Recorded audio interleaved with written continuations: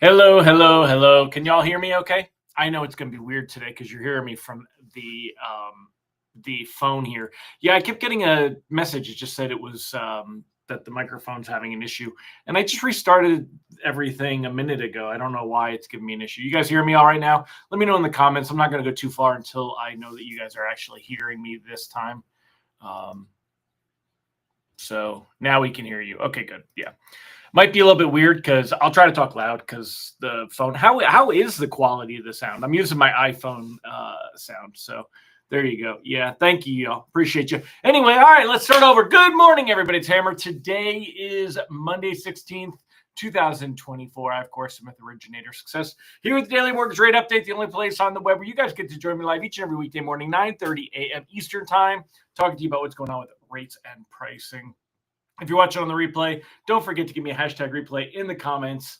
Let me know that you were watching, and don't forget to smash that like button, tag an hello friend, share this post in a group. So happy Monday, y'all! Happy Monday. I got to tell you, there were some. I got a question of the day for you down here below. All right, but there are some really weird. No, that's not what I wanted. There are some really weird questions when it comes to questions of the day. So let's see. Let's say hi to everybody. I'm a little out of sorts now. So good morning, Mr. Ron Siegel. He said today is National Chocolate Covered Anything Day. That one I can get behind because I like anything covered in chocolate. Butterfinger, sugar covered in chocolate. Peanut buttery, crispity, crunchity, peanut buttery. I would say that that's something covered in chocolate. What's your favorite covered in chocolate thing? I'm going to go with Butterfinger this morning. No artificial flavors. It's all artificial. Oh, my goodness. So I do love me some Butterfingers, though. I'm a sugaraholic. I love my sugar. Let me know what your favorite thing is to have sugar on there. Also, question of the day, would you rather have a pause button or a rewind button in your life? Me, I'd rather have a rewind button. I can imagine that. You'd be like, say something, it doesn't go over well. You rewind, say it again, see how it lands. Doesn't go over well, rewind it, say it again. There's a few times in my life I've opened my mouth and said some things that I wish I had a rewind button for. Not a lot of them, but some. I would definitely do some pretty crazy stuff if I had a rewind button. I guess you just can't die, right? But what if you like jumped off the building and as you got closer to the ground and then you hit the rewind button and then there you were again? That'd be the coolest thing. Wouldn't be afraid of much if I had a rewind button. Pause button? Well, pause button's a different story. Pause button's pretty boring. I'd go with the rewind button. So you guys put it all in the comments. We will get to that. Let's get to what's going on there. Tell me what your favorite chocolate covered item is. Tell me if you'd rather have a pause or a rewind button. And I'll say hi to everyone. We got James Mahan, Michael Love, Deb Dickinson. Good morning, y'all. Mallory Fotiades, of course, Mr. Ron Siegel, Mark Clark, Angela Walters, Dan Crowley. Also, thank you to Dan Crowley. And there was another person. I just have to see if she's on here, who go ahead and tagged me inside of the Brokers Are Best Facebook group for reviews. If you're in Brokers Are Best and that Facebook group, go in that group, look for a post about what's a good way to get reviews, and please tell them Originator Success and Hammer. I appreciate that. I would love the kudos if you guys think so. Like Dan Crowley did. Thank you for that. Let's see. So, all right. Well, I'm going to go ahead and forget pausing or rewinding. I'm going to dive right in and go forward. Let's move forward from here. So let me go ahead and let me clip my chat comment here and hide that message. There we go. All right. And go back to my captions. And we're going to hide that for now. And let's go to sharing the screen. All right. So to start the day, mortgage-backed securities are up about 5 basis points. Notice that puts us, I'm going to really zoom in here, that puts us right here trying to hold technical support. Quick recap, what happened on Friday. Friday, bonds lost ground through the day. You can see here, we had just like, it looks like a ski jump, doesn't this? This is his line chart down here in the corner of what happened to mortgage bonds. Right. So it starts out on the 10th, which is last Tuesday. Wednesday, there's our little uptick with the CPI inflation data. And then Thursday, you can just see Wednesday, Thursday, Friday, and we got a little bit of a jump this morning, right? A little bit of a rebound this morning, but I don't really buy it. I think it's going to continue to fall back down. Take a look here. Look at the Japanese candlestick chart. You can see on Friday's candlestick, we broke below this blue line and the purple line. The blue line is a 25-day moving average. The purple line, a much more important line, the 200-day moving average. And you can see that last week, we just lost ground 1, 2, 3, 4, 5 days in a row. It was just bada bing, bada boom, bang, bang, bang, bang, bang. I know this candlestick shows green, but it's a lie. We actually lost ground every day. And basically, we broke below this moving average, this support level. I was looking to get a bounce. And Friday, we just wiped right through it like it didn't exist. It was like a wet paper towel, and not even bounty. We're talking like one of those cheap wet paper towels, I mean, it really wasn't good at all. So anyway, taking a look here this morning, mortgage-backed securities are fighting to move back above that, and that's right at 100.93. And they are just below that, because now we're looking for a confirmation, but this would actually act as a resistance level instead of a support level. We were looking for support to keep bonds above it. Instead, we broke below it. Now it's a resistance level we have to fight to break through again. Same thing up here on this 10-year Treasury yield, 4.376. That's 4.38. And you can see that same pattern here. Last week, the yields just went up, up, up, up. And let me zoom in on this for you so you can really see it. Okay, take a look here. Last week, the yields just went up, up, up, up, up higher. We're kind of holding steady here. We're probably to hold steady over the next couple of days ahead of the Fed meeting. So the Fed meeting comes in on Wednesday. Rate sheets today, though, they're going to be worse on the day. Likely to see see rate sheets worse as bonds struggle to hold near that technical support level that I was showing you right over here. Let me change this to 3-month. Hold on a minute. Excuse me. Okay, so looking here, 3-month. Let me get that right line up. There you go. So now we've got bonds that are struggling right here. I don't think we're going to see anything great going on, y'all. The reprice risk on the day is low. We're only up right now 5 basis points on the day. It's not enough to get excited about, and it's not likely we lose too much ground from here. Basically, taking a look at some of the other things, let me make this a little bit smaller again, and then let's go ahead and dig into some of the other stuff. The expectation of a Fed rate cut at this meeting is 97%. Let me move my head out of the way. I'll show you guys this here. So we're at 97% expectation of a Fed rate cut at this meeting. The reality, though, is that as we head into January, that would bring us to 4.25, and expectations are we're going to stay there. We got the Fed whisperer, Mr. Nick Timiraos, speaking this morning. I'm sorry, not speaking, writing. He wrote us an article this morning. I don't want all that. Get rid of that. Okay. Hold on. There we go. Bear with me. I'm just going to move this stuff around so that I can pop up on the screen with you. Okay. All right. So let me put this there and move this here. Okay. So here's the key, right? Nick Timiraos, he's the Fed whisperer. The meeting is on Wednesday, 2 p.m. Eastern time. They're going to go ahead and release their policy statement. What everyone expects to see a 0.25 point rate cut, which would give us a full point since September. We had 0.5 point in September, 0.25 point in November, another 0.25 point in December. And the Fed's game plan on interest rate cuts keeps shifting.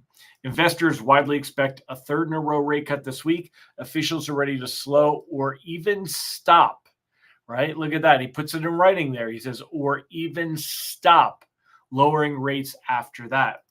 And I think that there's talk that, Timiraos is the Fed whisperer.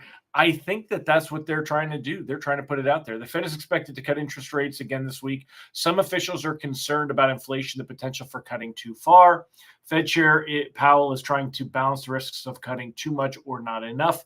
Now, we get the PCE inflation data after this week's Fed meeting. That's going to come out on Friday, but we'll definitely see some opportunity for reaction to that. The labor market remains in a delicate equilibrium with hiring rates low, but layoffs also low. and the unemployment rate has drifted up to 4.2%.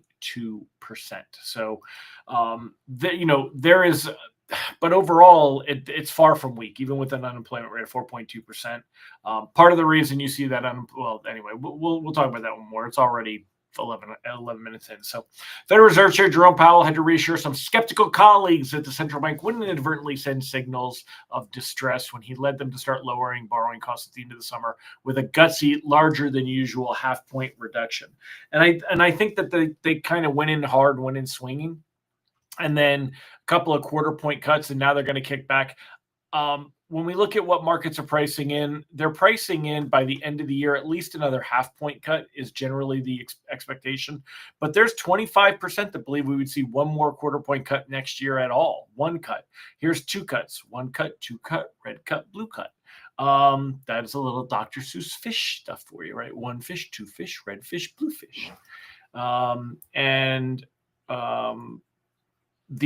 we see here, not a lot of expectations that we're going to need to cut more next year, especially with the Trump administration going in, blame it on tariffs, blame it on, economic strength and him, bolstering the economy. People are out there spending money, whether they have it or not. They're finding money to spend. They're getting money to them to spend.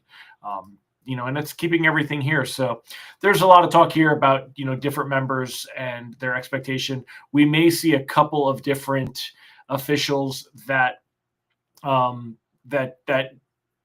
disagree with this. Let's see. So blah, blah, blah. Hawkish. I was looking for Michelle. Uneasy given recent economic activity. It's hard to think the level of interest rates is restrictive at this point. She's a super hawk, but she's one of the ones that did not vote and was true there. So big part of Powell's job is to forge agreement among a sometimes unwieldy committee of 18 other officials. This has been a difficult job at times because inflation's decline in fits and starts. Some hawkish officials who have been averse to signaling and end rate hikes began to change their tune a year ago after a string of friendlier inflation reports. Not all of them, though. We certainly haven't seen it. So, but anyway, there's a lot of this talk. We'll see where it goes. But this week is all the focus is on the Fed. I don't think we're going to see a lot. And that's why the advice at the bottom, normally I like to float into the Fed meetings, but I am not really into floating into the Fed meeting this time around. The reason why, I don't think it's going to be good for rates. The potential to be good for rates is so low. The rate cut itself is not going to help mortgage rates at all. And then I think we're going to see a very hawkish message. I think the Fed is going to put it out there because I think that they're going to pause and how long they're going to pause, and that'll be dependent on data. And so we not only have to worry about what does the actual Fed say, but what is the market's reaction to it? Ron said, I have no life. I spent Thursday afternoon watching Chapman U presentation of their 2025 forecast. 2 rate cuts for the year. 2 cuts is really not that much. And then the reality is, if they stop in January, when do you see those cuts, Ron? Later in the year? 2 cuts in a row at the end of the year? 1 cut in the middle, 1 cut at the end, 2 cuts in the middle of the year? I mean, if they do cut next year, what's going to cause them to cut? We need to see labor market weakness. We need to see economic weakness. We need to see improvement to inflation. And the data doesn't support that right now is going to be what we're going to hear all the time. Ron said Chapman also provided the first plausible, quantifiable explanation for no recession in 24. Is that on YouTube? Maybe I'll listen to it. But I got a lot this week. Maybe I will. So anyway, my friends, that's the bottom line. Anything closing in the next 15 days, I'm absolutely locking it up. I can't imagine. Again, I normally like to float into the Fed meetings, but there's so much against us in this one. It's just not worth the risk. And we could see rates, and pricing worsen. Normally it improves a little bit heading into the Fed meeting, but we could see it worsen over the next couple of days. And, we've seen continued worsening. I'm going to go ahead and share the screen again. We've seen continued worsening, and we've seen, looking at what's going on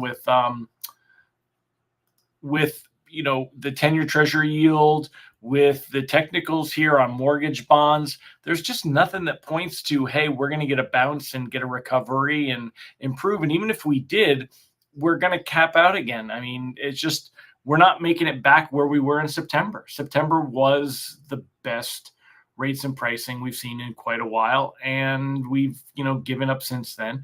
It's not terrible. I mean, generally you got rates that are going to run between 6.75 and 7.25. So using Mortgage News Daily as a reference point, I mean, we're at 7. So we're right smack in the middle of that range. And we could push up to 7.25 before it fights back down a little bit again. But I don't think we'll go up too much. It depends on what we see on economic activity and what happens in January, February. But for now, the rest of this year, there's certainly no expectation we're going to end the year with any better rates. You're looking for days with better pricing. And I think right now the pricing could get worse over the next few days rather than improve. And I think that we could see a negative reaction to the Fed meeting. And I think it could, we'd see reprices on Wednesday. I think reprices worse are a very good shot on Wednesday. A lot of potential for the way the market reacts to this to hurt us. So just the way that I see. All right, I appreciate it. Yeah, send me that transcript too, Ron. That would be awesome. Thank you very much. I do appreciate it. You can hit me, send it to Messenger or email it to me. Ron Siegel said Tim Ross is better than. Hold on, I gotta look because that's below my line here. Tim Ross is better than E.F. Hutton for those old enough to remember those commercials. Oh, that's funny. All right, so let's go ahead. Who does the CME FedWatch sample? It's not just a sample. I don't know what their stuff is. You'd have to go here and look at go to FedWatch and look at they have a whole thing with the methodology and how they come about it. And it's all broken down here. Their assumptions, the overview, and how they do it. You guys can't see my screen. Hold on a minute. Let me pop this up for you. Here you go. So Mike, Mike asked, where does the CME FedWatch sample come from? If you go to the CME Group's website and you click on methodology here, right up here, then it'll take you here and you can go ahead and read their whole thing and how they come up with it and et cetera, et cetera, et cetera.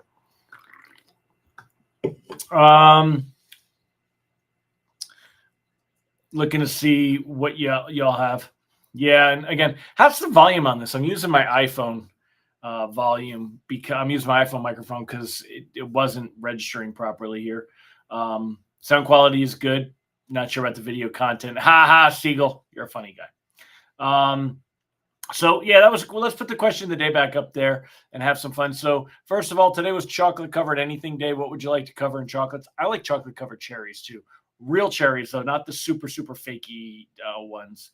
But the more real ones are kind of the ones that I dig. And then the other question of the day was, would you rather have a pause or a rewind button? Would you rather have a pause or a rewind button? Let's see what many of you had to say.